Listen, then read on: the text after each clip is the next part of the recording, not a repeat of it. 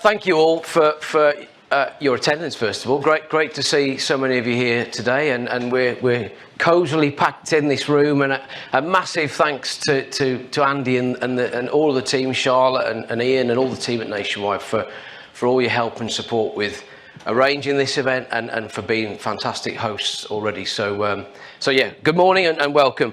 So welcome to our fourth New Homes Forum. For those of you that I've not had the pleasure of meeting personally yet, my name is Craig Hall. I'm Director of New Homes Financial Services for the LSL Group.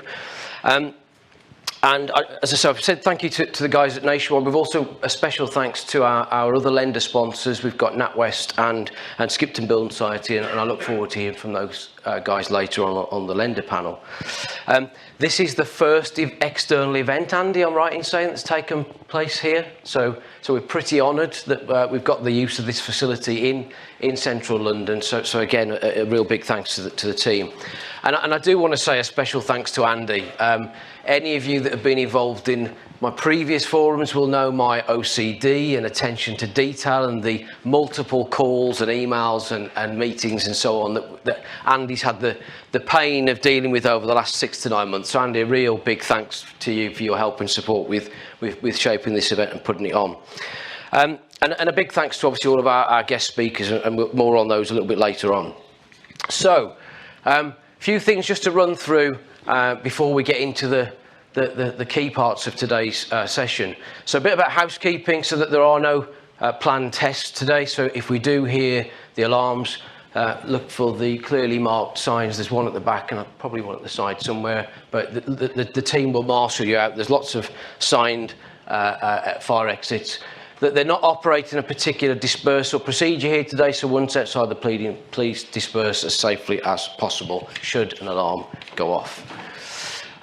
We are planning to record the sessions today, but it's not a live broadcast. So just to let you know that, what we are then planning to do is to share each individual session post-event to a wider audience. You've probably all got colleagues back in the offices that you may benefit from some, if not all, of the sessions. So we didn't think it'd be fair on people sat at home watching for 4 or 5 hours. That'd probably be a bit too much for people. So we're going to break it down into bite-sized chunks, and they will be shared at some point post-event when we've had a chance to do that with the AV guys. If you can put your phones or devices on silent, that would be much appreciated. I know it's a big day today, lots going on, autumn statement, but if you can, please put them on silent, that would be appreciated. And we have got some guest Wi-Fi, so the details are on the screen, so take a shot of that if you want to utilise that.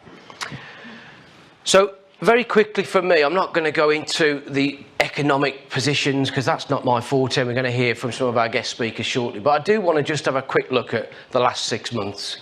Most of you, a number of you, will have been in the room back in May when we had the Spring Forum, and I can't quite believe that was 6 months ago. The time absolutely flies between these events. And I have pondered, do we keep doing them every 6 months? Is it too frequent? Is there enough to talk about? But actually, probably everything we talked about 6 months ago probably changed about a month or so later. You know, I remember the Barclays economist on the day, I think the base rate was 4.25 in the morning. By midday, it had gone up to 4.5%. And I think we were all left that day thinking we've reached the peak. And then we all know what happened next. I think it was June or July, inflation data came out, and then we saw a 0.5% rise and another 0.25%, taking it to 5.25. Obviously, so a lot's changed again since the Spring Forum. We're starting to see some positives. You know, are we at a turning point? I really do hope we are. Are we starting to see a few green shoots? Very, very early days to say that, I know, but we'll grasp any bit of positivity right now, won't we? So we can see, I'm not going to go through all this in detail because the guys will cover this later on, but we can see the story that's sort of played out over the last 6 months, you know, and certainly in the last few weeks, where things have started to drop back down, things are starting to settle down again, swap rates have improved, mortgage pricing has started to improve.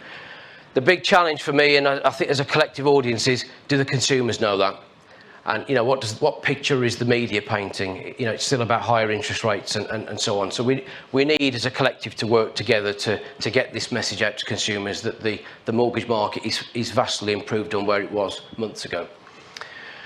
And, you know, we've seen yet another change of housing minister just last week. I think it's 7 now since the start of this year, which is just ridiculous, really, considering how vitally important housing is for the UK.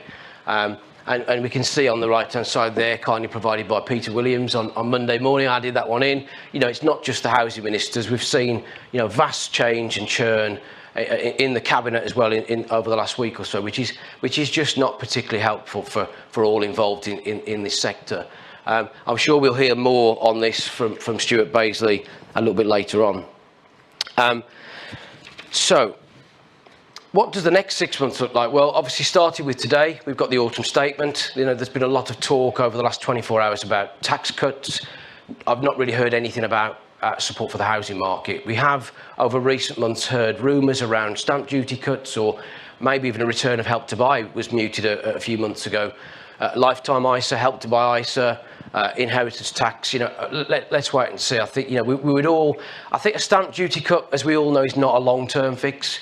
But we would all take a little bit of short-term impetus right now, but with some longer-term measures and plans in place to help the broader market. So we'll see what's announced today. I do think that we'll probably see more where the government may be keeping their powder dry and holding back to the spring budget next year to give them a bit more momentum in the run-up to a general election to see anything significant in the housing market. We may see a bit of tinkering around the edges today. So we'll wait and see. And then, in terms of from an LSL update, so I just wanted to share with you, I mean, most of you will be familiar with LSL by now, in terms of our footprint in the market, but you can see that despite the challenges that we've faced into as a financial services distributor, our lending is marginally down, the overall market is marginally down, but actually we have seen an increase in our market share. So this is across the overall mortgage market. This is purchase, remortgage, and so on. So, a positive story to tell there in what is a challenging market, and a big thanks to all of our brokers in the room, whether you're from Primis or from our TMA club as well, for your continued support. What does the new build market look like? So I managed to get hold of some UK finance data. So you can see the UK finance data is the red bars on that chart there. So that is the overall new build mortgage market. And we're going back to 2019 there. So you can see a bit of up and down. Obviously 2020 was massively impacted by COVID. Strong year in 21, continued into 22, apart from perhaps the tail end of the year. But you can see up until Q3, so this is the end of September data, where we're at. We're 32% down in completions versus the same period in 2022. Again, a positive from an LSL perspective is that actually we've increased our share. And that is probably, so we're now at 12% share at the end of Q3 of this year. But that is probably actually not quite a true reflection on where we're at, because there are 2 or 3 brokers in the room that have joined LSL Group over the last 6 to 9 months that we haven't had. So in one firm's case, we haven't had any of their completion volume yet. So I would say in a full year, if nothing changes, we'll probably be around 13, maybe 14% share next year. But hopefully we'll continue to grow and expand that anyway through other initiatives. I just wanted to touch on eServe. So again, part of the LSL Group. Again, most of you will be familiar with eServe, but actually I wanted to bring it to life with some of the lenders that they work with. So we are a significant player in the valuation surveying marketplace. We've got James Ginley here today. James, where are you? Put your hand up. There he is at the front, I can't see him. So James Ginley is our technical director, and James will be on panel a little bit later on to take some questions. But you can see a real vast array of lenders that we work with, and a number of those are very active in the new build market. So we are a major player in the new build, in the valuation space, but also specifically in the new build space as well. And then the last few things for me really is, I'm not going to go through all this bullet by bullet. You've seen this before, and this continues to be in my in tray, if you like. This is all of the things that I work on a day-to-day basis with a number of you in the room, whether it be lenders, surveyors, builders, brokers, private providers, trying to create more solutions to help the builders, the brokers, and ultimately the end customer. So we have a more sustainable new build mortgage market, which helps everybody, doesn't it, in this room. So lots of things that we're working on. And there's some exciting innovation in the market, and we'll see some new products going live very soon. Elliot's in the room. Elliot, we may have a new product from ONU December. which I think most people in the room know, so that could be a really exciting game changer in the market, their rate reducer product. So keep an eye out for that one coming before the end of the year, and will hopefully really help start to turn heads. It will only be available on new build, so if you want to know more about that product, come and grab Elliot over coffee. So that's my short whistle-stop tour overview of the last few months, what we've got coming ahead, and a little bit about where LSL are in the market. Hopefully you've all seen the online event brochure and read it diligently, but if you haven't, there's a very quick review of what we've got in store today. We've got some fantastic speakers, and those of you that have attended these events before, I like to try and start macro, and then we narrow it in to ultimately finish with the mortgage market. So we'll start off with Andrew Harvey from Nationwide, looking at the broader economic outlook. Then we've got Alex Rose, who will be looking at the housing market and specifically around new build, and they've got some fantastic data, and I think we've got some data that is a first to be seen, so look forward to hearing a bit more about that from Alex. And then we've got, delighted, we've got Stuart Baisley, who'll be joining us at some point this morning, hopefully imminently. So we'll hear a bit from Stuart, and then we'll have a one-to-one. I've got some questions, but if you want to put a question to Stuart, we will have some roving mics, so please, I will be coming to the audience as well. Then we'll have a coffee break, back out into the foyer there for half an hour, back in, and we've got Peter Williams, who's going to talk to us about affordable housing. Then we've got some looking at trends in the new build space from Rob Owens from eServe. And then, as I've said, we'll finish up then with a lender panel session. Obviously, as we've said, the autumn statement is taking place today, if you didn't know already. And Matt Brown from Primis will be following the statement live. So I'm hoping that Matt's going to give me a slip of paper with lots of stuff on it that talks about housing.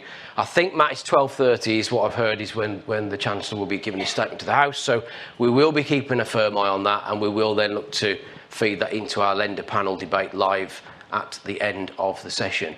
And then I'll wrap it up at the end about 1:30, and then we've got lunch back out in the foyer. We are going to be operating a bit of a one-way system, so you'll see there will be people telling you where to go when you go back out there, just to keep the flow of traffic. So just keep an eye out for the Nationwide team giving you a bit of direction towards the end. So whistle-stop tour overview, welcome from me.